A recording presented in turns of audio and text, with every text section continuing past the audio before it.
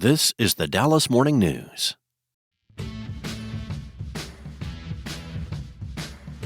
Well, hello, and welcome to this week's episode of SportsDay Rangers. I'm John Blake.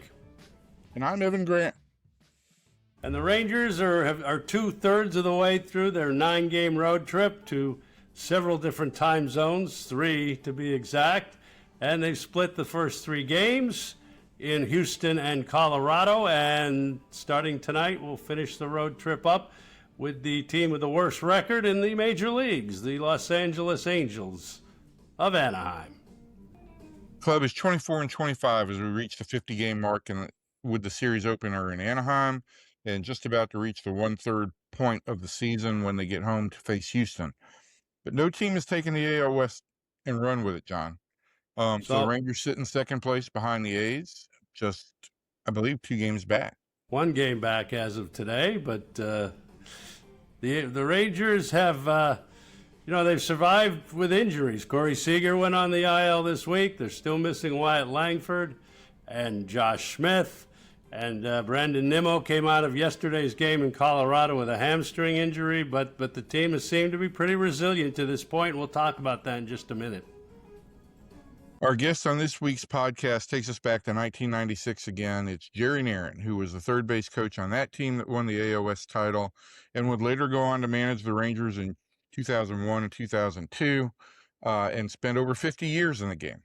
And on the archives in Arlington, we'll look back at a historic moment for one of I think both of our favorite players, Shin-Soo Choo, when he broke the home run record for an Asian-born player, since shattered by Shohei Ohtani.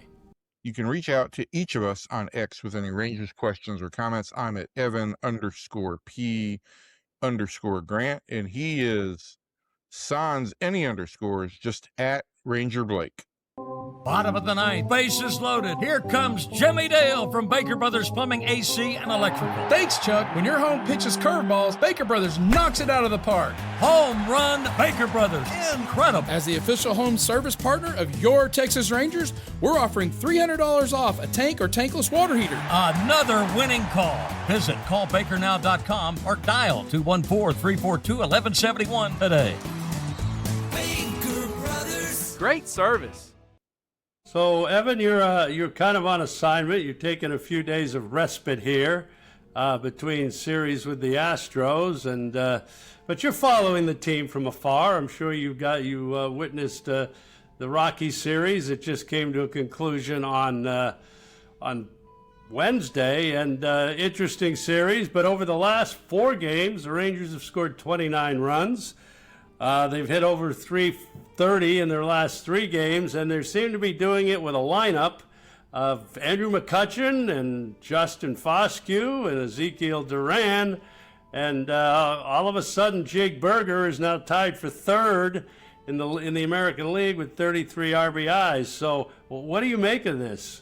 Well, I can tell you this, John. I did, on my assignment here in Savannah, I did run into some Denver sports royalty twice, shared elevators with John Elway. He didn't seem too concerned about how the Rockies and the Rangers series was going. But he's got his own issues with the Broncos. But listen, I think that we're seeing, I don't know exactly what to make of this because the Rangers face a lot of lefties in Colorado, and Jake Berger had another big series. Ezekiel Duran had a big series. Justin Foscue had a huge series. And so I don't know if that is because it was lefties. I don't know if it was because it was in Colorado. I don't know if it was just because it was Colorado lefties. But we are seeing the hot version of Jake Berger again. The last 8 games, I think he was hitting 450. And he had 5 walks and 6 strikeouts. That's a lot of walks for Jake in a short period of time. So maybe there's a little bit more restraint. I don't know. It's hard to figure him out just because he is so streaky. But when he's going good, the Rangers need to take advantage of it. And I look at this first 2/3 of this road trip and say, okay, you went 3-3. You need to come home from this road trip at 500 or better. You need to go and win a series in Anaheim. If you do that, you've had a 3-city road trip. gone 5-4 without Corey Seager, without Wyatt Langford, without Josh Smith, with Mackenzie Gore going short in a start. And you've still got the ability to come home and have a week against both Houston and Kansas City before the end of May, where you can really make some hay and get yourself, a little bit of a bulge above 500. So I feel like the Rangers haven't lost this opportunity. I think there's still an opportunity for them. I don't know that it's possible to pass judgment on the offense. Still, I mean, it's not the offense that we expect to see all year. I've been encouraged by some developments. Look, I hope this is the fact that Justin Foscue is getting some opportunity to play and he's doing what he needs to do in the major leagues, which is rake as a hitter. I hope that portends for long-term success. I hope Berger's hot streak can carry the Rangers for a bit longer. And I'm very pleased with what I've seen from Ezekiel Duran this season. He just looks like a different hitter. So, I guess my overall feel is, it's certainly not discouraging, but I think there's more work to be done over this little stretch against teams with poor records. And have you been impressed with, Skip Schumaker basically has tried everything, the lineup combinations on the offensive side, quickly seeing the Kumar Rockers' first inning struggles and going with an opener in the game on Tuesday in Denver. That seemed to work out great with Kumar Rocker throwing 7 2/3 shutout innings. But Skip isn't afraid to try different things and try them fairly quickly. No, I don't think he's going to be reactive. He's going to be ahead of the curve on this stuff, and I think he has tried that to the point where I think the Rangers have used 8 different cleanup hitters partly because they've been forced to, but he's not going to sit around and wait for guys to try and get into a groove. He's going to try and win games. There have been some interesting moves at the top of the lineup to try and spur the offense a little bit.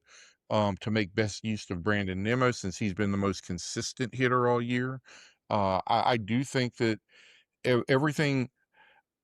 I don't think that everything Skip has done has gotten immediate results, but I think everything he's done has been done with the idea we've got to do what we can right now to help a team that's a little bit A, underperforming, and B, missing some of its key parts.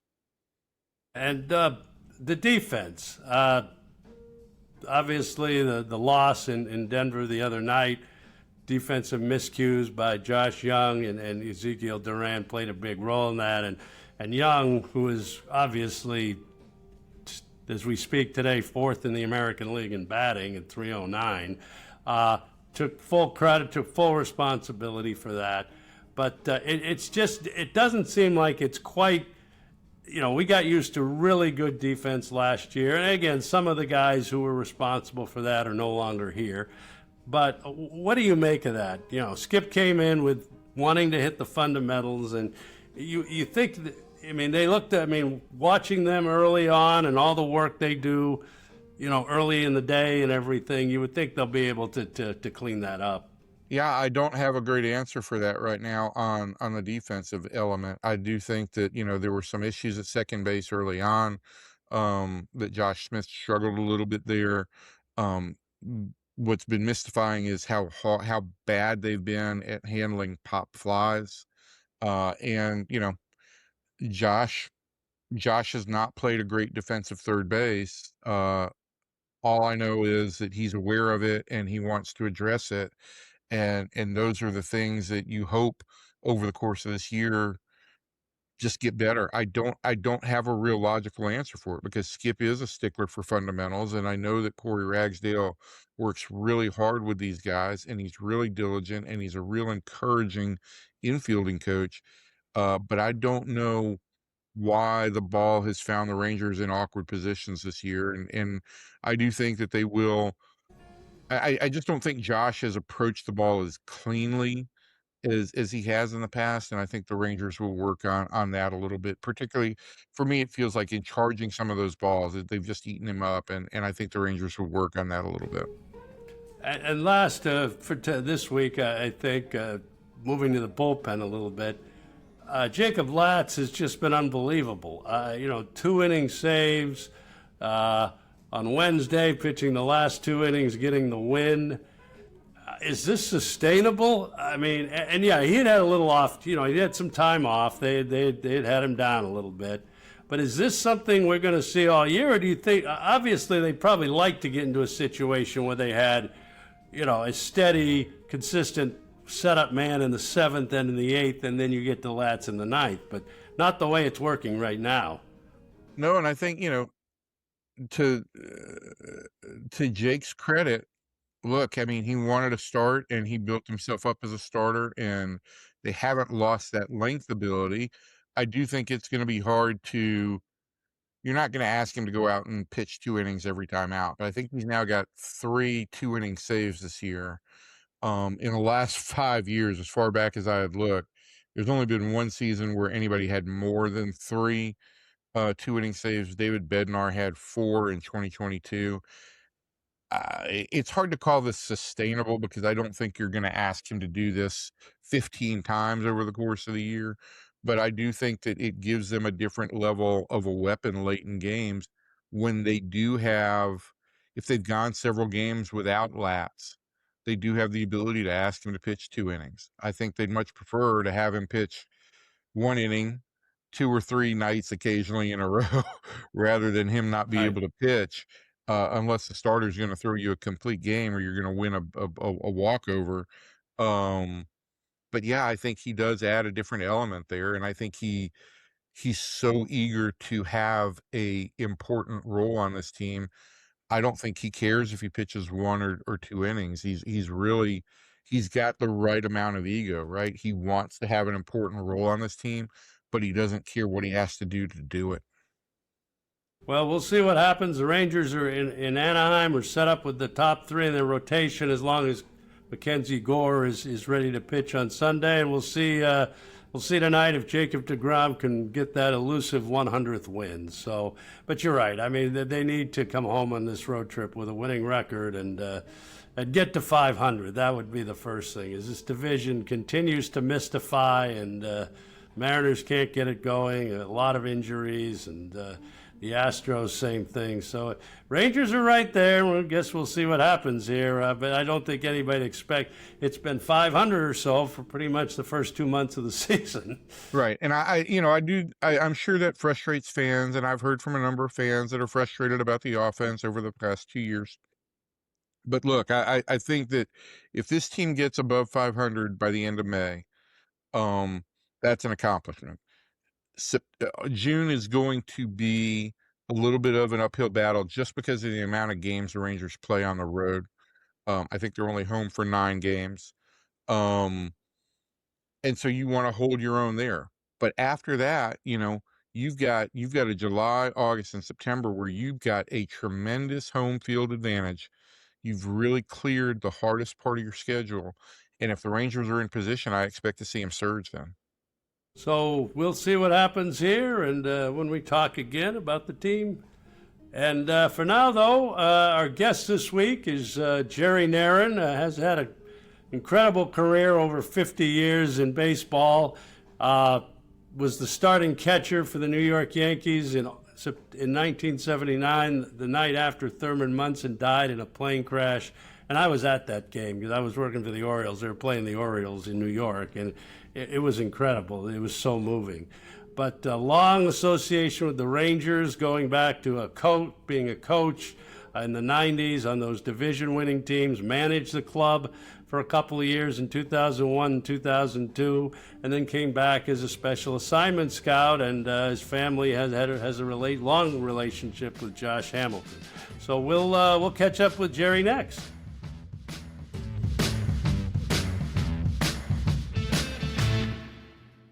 Well, we're very happy to have as our guest for this week's episode of SportsDay Rangers, Jerry Narron. A great connection with the club's organization. Just a little background, which Evan loves when I give background. He played 8 years in the big leagues with the Yankees, Mariners, and Angels. Then was a minor league manager in the Baltimore system for 5 years. Went to Baltimore as a coach for Johnny Oates. Came with Johnny to Texas in 1995 as the third base coach, and then was the when Oates stepped down in May of 2001. Jerry took over as manager, managed the club through the 2002 season, and then went on and managed the Reds 2004, 2005, and has been a coach for a number of teams, including most recently the Angels with Ron Washington in 2019, in 2024 and 2025. Over 50 years in professional baseball. And Jerry, thanks for taking a little time to talk to us today. I appreciate you having me on. It's great to see you guys. So let's just start with with your relationship with Johnny Oates and Doug Melvin and coming to Texas. What were your initial? You were coming in after the '94 season. You guys had the replacement players right away in the spring of 1995, and then of course the team took off and won 3 division titles. So, what were your initial thoughts coming here? We were looking forward to it. John, we were in Baltimore. We would have loved to have stayed in Baltimore, but Peter Angelos, new owner, came in there and wanted to make a change, which ownership always does. But we knew Texas had a lot of talent, and it was just a matter of getting a winning approach in there with different people in there and see what could happen. 95, we did okay. And then 96, it was just, a really great year for us. Jerry, I during your time with the Rangers as a coach on the staff, you got the everyday exposure, obviously, to Johnny that fans didn't see and saw what he did in the clubhouse. And I don't think that this generation of fans has enough appreciation for what Johnny did in terms of building relationships in that clubhouse. But can you give a little insight into what it was like when he managed the club and how he managed a lot of disparate personalities? I think the biggest thing is that it was all from his heart, very sincere man. There was nothing phony about what he ever did with the players. He wanted the players to be successful. And I think people can see when people are sincere and it's not just, a phony situation. And Johnny was just a great communicator one-on-one, I think more so than the whole club at one time. We didn't have that many team meetings over there as a group, but one-on-one, he spent a lot of time with guys, and everything was very sincere what he had to say and do with these guys. So, Jerry, you got a chance to work with Pudge Rodriguez. You handled the catching as a former catcher. It was fairly early in Pudge's career. He'd been in the big leagues 2 or 3 years. And I don't know how much Pudge needed, but what were your observations back then that we had in Pudge Rodriguez? I think it's pretty simple. Good coaches know when to coach and when to stay out of the way. And this guy did not need fixing. He's if not the best defensive catcher of all time, he's right there, 1 or 2. I've got him number 1. I love Johnny Bench, nothing against JB at all, but Pudge, before he broke his thumb on Mo Vaughn's bat, I never saw him make a bad throw. I mean, everything was on the money. I kind of compared it to somebody like Nolan Ryan fastball with Greg Maddox command, and that's the way he threw the ball. But we would, in spring training, just messing around throwing. Well, we wouldn't mess around, but we were, getting into the season, getting ready. Without a batter up there, he would throw with like low 1/7 to second base, and you just don't do that and be accurate with it. But the big thing for me was just let him go and let him play. And a lot of people over the years have said, some things about working with pitchers, that type thing. Well, I tell you what, one thing pitchers never had to worry about when he was back there was having to worry about controlling the running game. Correct. I remember one year with Rick Helling, I think Bill Hasselman didn't catch Helling a whole lot, but there was something like 10 stolen bases with Hasselman back there, and there was like 1 maybe with Pudge. And Rick Helling was like a 1.55 to the plate. I mean, he changed the game defensively. He just changed what other clubs were trying to do. And there's been very few guys do that. And that is the thing. Sometimes we think about, as coaches and managers, sometimes we get into this thing about worrying about what guys don't do well instead of what they do well. And did you kind of make that determination with Pudge? Look, this is his strength is throwing, his strength is blocking balls, his strength is shutting down the running game. If he's not the greatest game caller on the planet, it doesn't matter because he's not going to give up extra bases. Well, for one thing, with the game calling, when in that ballpark and in that era, you were going to give up runs. It didn't matter who was pitching. And so, that game calling part, that I think that was a little overrated with him. But for me, just the intensity this guy brought every day. You're talking about catching 100, 150 games a year, and we knew what the heat was like. That's why you got a new ballpark across the street. And this guy posted every day, and Johnny wouldn't DH him. Johnny was afraid of DHing, with a catcher. With only 2 catchers, he didn't want to lose a guy. And I would stay on Otzi all the time. Just DH the dude, man. But Otzi kept running him out there behind the plate. But, a great career. I am very fortunate to have been around him. And Texas was lucky to have this guy for as long as they had him. So the 1996 club, and you talk about talking to Johnny. Johnny playing his starters, his 9 guys every single day. That was the one thing about 96. Unless somebody got hurt or whatever. And we had a fairly deep bench with Damon Buford, Warren Newson, Kurt Stillwell. We had guys, Craig Worthington, who started opening day and got the big win for us when Palmer was hurt. But that was kind of the way Johnny did it, right? I mean, he stuck with those guys, and he played them. They were in the lineup every single day, and I think those guys enjoyed it. I'm sure they did. You didn't have all the medical staffs doing all the workload management like they do today, so the guys played. And Johnny believed in playing them. He believed in a set lineup. He thought a set lineup had you're on deck, you're talking to the guy that's in the hole behind you, you're on deck, or the guy's getting ready to go up to bat. There's a lot of communication there, and Johnny just believed running guys out there as much as he could in the same order. Also, not only playing them every day, but keeping that same lineup out there too. And late in the season, when the club, had that little lost a 9-game lead and everything, do you think that had any effect that those guys had played so much to that point in the season? I mean, they rallied and came back, but it got a little hairy there at the end. I don't think that did. I think it was just really the first time these guys had ever really been through it. And it's when you haven't won before and you're grinding it to win, that's as much as anything. I think that I don't think the playing every day had as much to do with it as just their first time going through it.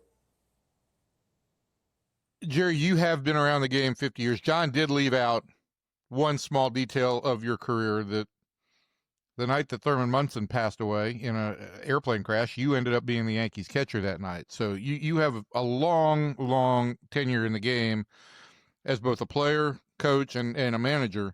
And I'm in one of these phases right now where I'm very down on analytics, just because I feel like we talk about the game. Skip Schumaker said the quiet part out loud the other day, and I love Skip. I love what he's brought. But he said, right now it's a game of on-base percentage and slug.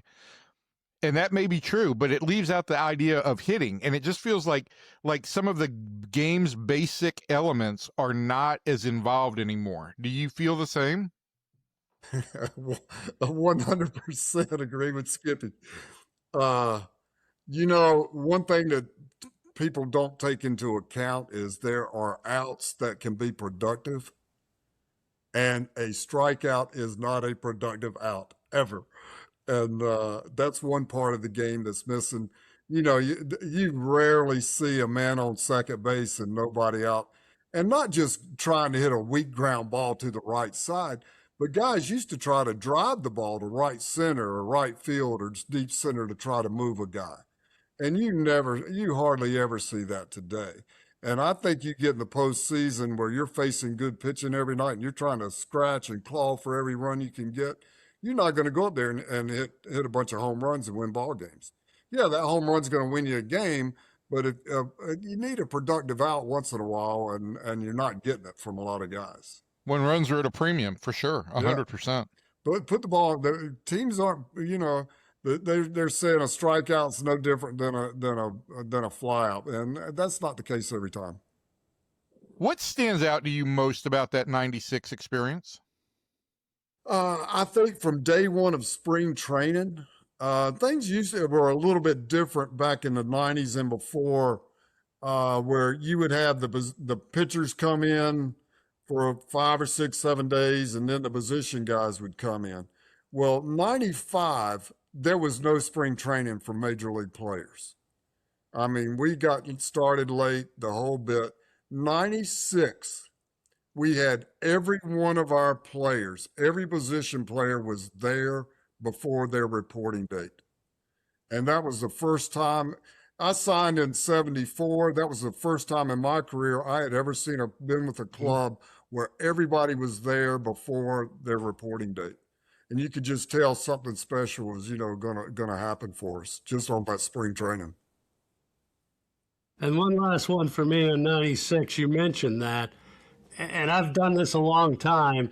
That was one of the more fun clubs I've ever been around, just in terms of how tight. And I'm not going to try to compare it to today and the way the players are today. You're well, but that team was so tight, and they really had each other's backs. They'd hang around the clubhouse after the game and discuss the game. It was everybody. It was Will Clark and Ken Hill and Mickey Tettleton and Rusty Greer and the young guys feeding off of the veteran players. It really was a very special group. Well, anytime you got a club with Will Clark on it, you know that there's going to be there's going to be some unity there, or he's going to get on somebody's case. But Will was that straw that stirred that drink in there, and he stirred it really, really well. And then he brought edge, yeah. And then you had the younger guys like Rusty and Dino. And Mickey Tettleton, made a huge difference having Mickey Tettleton there. I mean, Mickey's a pro, and and then with Pudge and Juan pretty much did his own thing. But if you're driving in 140 runs and hitting 40-some bombs, you could do your own thing. And the year that Juan had that year, and then again in '98 when he won the MVP again, I think it was. I mean, just 2 fantastic years. And the postseason Juan had that year, just the division series, unbelievable. And, I look back on that division series that year. I thought we were better than the Yankees. And we had a lead in every one of those ball games. If we would have won that series, George Steinbrenner would have torn that team apart. Joe Torre would have been fired. Derek Jeter would have probably been playing in Oakland or somewhere. But them beating us is really what got them over the hump, I think, because we were better than Baltimore. I think they played Baltimore next. But we scored early in every one of those ball games, and we could not score late. I don't even know if we scored a run 7th, 8th, or 9th inning in any of those ball games. But it's a shame we didn't beat them, because I really believe in my heart we were better than them. The 98 team, 99 teams we had, I thought were really, really good ball clubs. Those clubs would walk through baseball today. And I believe that. But, we're facing the Yankees in the first round of the playoffs those 2 years.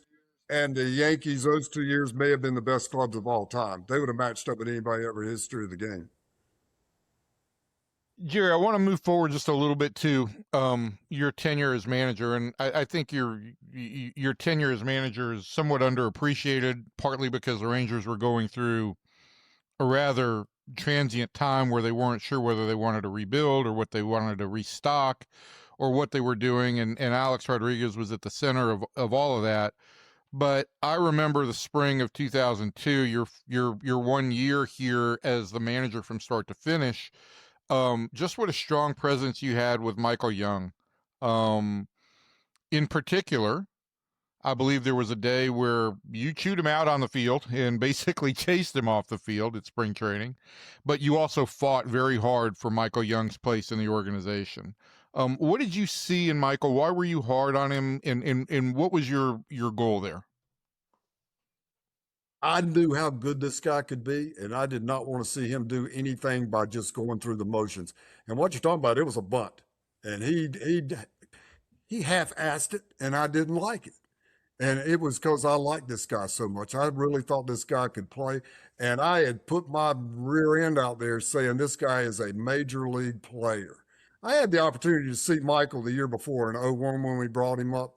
As a matter of fact, we bring him up. I told Frank Catalanato, you ever play right field, you're gonna play a deep second base. You're going out to right field because Michael Young's going to get a chance to play. But you cannot quantify intangibles. But if you see it and you've been around the game, you know when guys have it. And this guy was a winner from day one. You could just see it. And when Buck got the job, I even talked to Buck. I was coaching with the Red Sox. I said, you can hit Michael Young ninth if you want to, but this guy you can win a world championship with this guy. And I told Buck that in 03.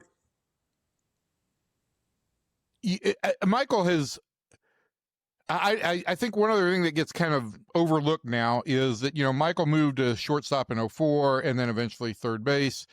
But in 01 and 02, when he came up, and obviously in 03 when he made the All-Star team for the first time, this was a defensive level second baseman that we hadn't seen in, other than the Roberto Alomars for a while.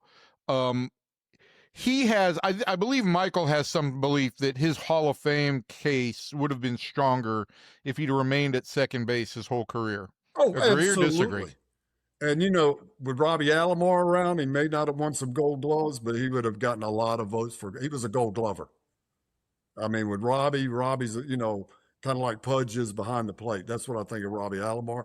But I tell you what, Michael Young was really close to being that level defender. And you have A-Rod at short and Michael Young at second. Doggone, that's as good as it gets defensively. How hard was it A-Rod, you bring up Alex. I loved watching the guy play every day. He posted, he may have been the most outstanding player we've ever had on the field here. I mean, what he could do every single day. The rest of it, the drama off the field, I get all that. But what would you say about the time you managed Alex? Alex is one of the greatest players of all time. Not just with the Rangers. This dude is you can say whatever you want to, but this guy, you just check the numbers, and they're unbelievable. Alex came to the ballpark every day with the attitude that he was the 26th guy in the clubhouse trying to make the club. Alex busted his rear end every day. Nobody can say this guy didn't come prepared and ready to play every day. And Alex loved the game. Alex, loved the history of the game. He loved watching other games. I'd be in the clubhouse sometime after games, and he's sitting in there watching a game on TV on the West Coast, and his fiance was sitting outside. I wanted to kill him one night because his fiance had been sitting out there about an hour or so.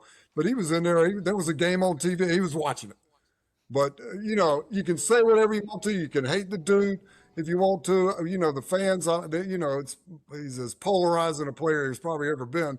But talent-wise, boom, it was right there. I had a player one time ask me, he said, I think, is Alex making out the lineup? I see you give Alex a lineup. I was giving Alex a lineup with Alex's name in there and Alex's name not in there, trying to get him to take a day off sometime. And it got to a point I'd just mess with him, with his name in there and his name not in there. But as for Alex trying to make up the lineup and everything, he didn't do that. He would give me his opinion on a lot of things. He probably gave Tom Hicks his opinion on a lot of things. He probably gave John Hart his opinion on a lot of things. But I tell you what, the guy posted. And I love the dude. A lot of stuff I'd like to say, Alex, what the heck are you doing? And I even told him in 02, I said, Alex, this game is going to be over for you before you know it as a player. Right now you think you're going to play forever. Well, it's going to come quick. I said, don't try to be the owner. Don't try to be the GM. Don't try to be the manager or coach. Just enjoy being a baseball player. And if he would have done that, he might have hit 800 home runs. But I tell you what, man, in the ballpark in Arlington, if he would have stayed there, he'd have probably hit 60 multiple years. And everybody dogs him up with the Yankees time. He's the better defender than Derek Jeter. I love Derek Jeter. Derek Jeter is one of my favorite all-time opponents, and I love Jeter. But I tell you what, Alex was a better shortstop than Jeter was. All very salient points. What was it? But what was it like? Popular points, but they're points. Go ahead. I'm sorry. But what there was that other dynamic that you had to manage. You had to manage the idea that this was a guy who also was talking to ownership, that was talking to the GM, and like you said, just enjoy being a player. Did that ever cause any friction for you? It really didn't for me because I'm smart enough to understand when a guy's making $250 million and nobody else is even making $100 million. If I call Tom Hicks and Alex calls Tom Hicks, he's going to get back with Alex first. I mean, I had no problem with that. But I just love being able to write his name in that lineup every day. And, I didn't know exactly. I was trying to mix it up a couple times, tried to hit him third or fourth. I wanted him to come up first inning. Bobby Brady got all over me one night because I hit him fourth, I think. But y'all remember Bobby. But he would come in. He wasn't afraid to give his opinion when he came in to talk with me. But Alex, the player, absolutely love him. The last one for me here, Jerry, and I'm going fast forward now. A lot of people don't remember that you did come back and work for the Rangers again in a special assignment kind of role that JD asked you to do in 2008, and that was the time. That was at the time that the Rangers had traded for Josh Hamilton, and your brother Johnny was with the club during our whole World Series run there as kind of Alex's confidant and assistant hitting coach. What was your relationship or your family's relationship with Josh? Well, first of all, John Daniels did his homework on Josh Hamilton. I had been Josh's manager in Cincinnati in 2007, and he had a little trouble there, not relapses, but, being his first year in the big leagues. But John called me over a 2-week period. He probably called me 7 or 8 times just wanting to talk about Josh. And I'll tell you one thing JD did was he was prepared. He did his homework, and you can tell what he did after he got the ball club there.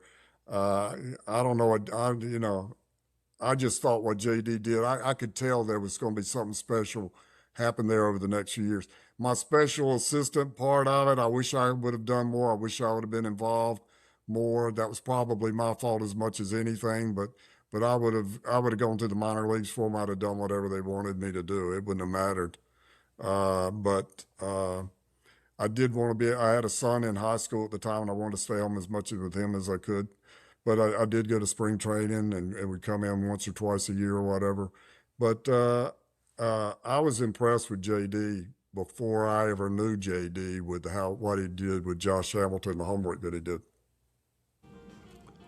Visiting with Jerry, the winter of 2008 after the trade, I went up to North Carolina to talk to Josh, but I spent an afternoon with Jerry and Johnny. And that was the one thing that Jerry had said over and over again at that point in time, is that the Rangers had really done their homework. They were really prepared on what they needed to do when they made this trade. Well, Johnny had had a relationship with Josh since he was about 6 years old. Johnny's son was the same age. They played together on a youth basketball team. Johnny coached Josh in a fall baseball league. And Johnny told me about this kid. He said, "You got to see this kid. When you get home, come see this kid." So I go see them play. It was a Saturday, and I come up to the ballpark, and there is a left-handed catcher for Johnny's team catching. It's Josh Hamilton. This dude's catching. I mean, you got a guy that could be 1-1 as a pitcher or a position player, and my brother, this smart dude, had him behind the plate catching. What's this all about? But it was easy to see. I mean, when guys can really play, it's easy to see. Josh is a guy that could have probably stepped right in. He signs as a high school kid. He'd have probably gone to spring training the next year as a minor leaguer, but he could have probably been up in the big leagues at 19 and done, held his own really, really well with Tampa. Well, we could talk all day about a lot of different things. Jerry, again, has been in baseball 50 years, and always great to catch up and talk about the different Ranger connections. And hopefully we will see you later this summer as we honor the 96 team. So we appreciate the time today. No, I love it. I appreciate it. John, I love you. Devin, Evan, you know, you a little bit, but no, I love you, Evan. I appreciate all the bad advice you gave me when I was managing. Yeah, thanks. I've done that for 25 years now.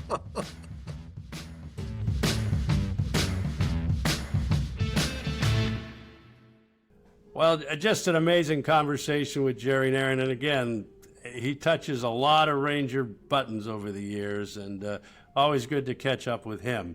So on this week's Archives in Arlington, we're going to go back to May 26, 2018. And sometimes this player was much maligned as a Ranger, but ended up playing 7 seasons in Texas. Shin-Soo Choo hit his 178th career home run. The most ever by an Asian-born player. He broke the record held by Hideki Matsui.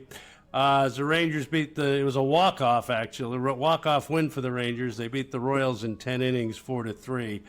Now, of course, that record has been smashed by Shohei Ohtani, 2024. He's up to 288 home runs. And Ohtani has a 36.5 career WAR. But you look at Choo's 16 years in the big leagues, 34.7 career WAR, an 824 OPS, 1,652 games, 218 home runs. Evan, his legacy in Texas, he was a good player, probably not. He was coming off a great year in Cincinnati when the Rangers signed him to that 7-year deal after the 2013 season. But he did have a 792 OPS with Texas, but only an 8.6 WAR, so a lot of his WAR was done early in his career with Cleveland. But what do you make of Shin-Soo Choo's career in Texas? What would you say will be his legacy? Well, I think the first year, which is when Choo took most of the criticism, he underachieved. And I think I still remember him saying some point in time during his second year in Texas, that he had a conversation with his wife at the All-Star break, and she urged him to just be himself, and that Choo was trying to live up to the contract instead of living up to who he was. And he was incredibly honest and open about that. And I think what we saw was a player who really, his wife deserves a lot of credit for that conversation. Because after that, I thought Choo was incredibly productive. He became a very respected leader in the clubhouse. Yes, he did. I think he became very popular with fans after that first year. And his legacy in Texas is a strong one as far as I'm concerned. I think when he finished his career, particularly after the 51 or 54 game on base streak, club record for that, I think he etched his name in the Rangers' history as a very important contributor. In the 15 and 16 when this team won division titles, Choo was at the forefront offensively. And he was bothered, had some injuries during his career, but I remember like you do when he got here. And, he didn't have a huge, the Japanese media for Darvish or Ohtani, I mean, it's overwhelming. But the Rangers had 5, 6, 7 Korean writers that would cover the team all the time, especially in those early years. We did some of our home games on Korean radio. There's a big Korean community in the Dallas-Fort Worth area, and I think you're right. I think he had he put a lot of pressure on himself to try to live up to that contract in 2014. But like you said, he was a great teammate. He was so respected. And by the end, he was last year was again 2020 in the COVID year, and so he never really got I don't think the send off that we wanted him to. That courageous last hit he got in that final game in 2020. But he'll be remembered, I think, as certainly one of the greatest Korean-born players to ever play the game. And he set that record, which I think if you said right now, who held the record that Ohtani had, who Ohtani broke for home runs by an Asian-born player, I don't think a lot of people would probably recognize Shin-Soo Choo. So that's this week's Archives in Arlington. And with that, we want to thank you for joining us on this week's episode of Sports Day Rangers. Take care, everybody. You know where you can find us. You can find me on X at Evan_P_Grant, and John remains at Ranger Blake, and we will be back soon. Enjoy the rest of your assignment, Evan. Thanks, John.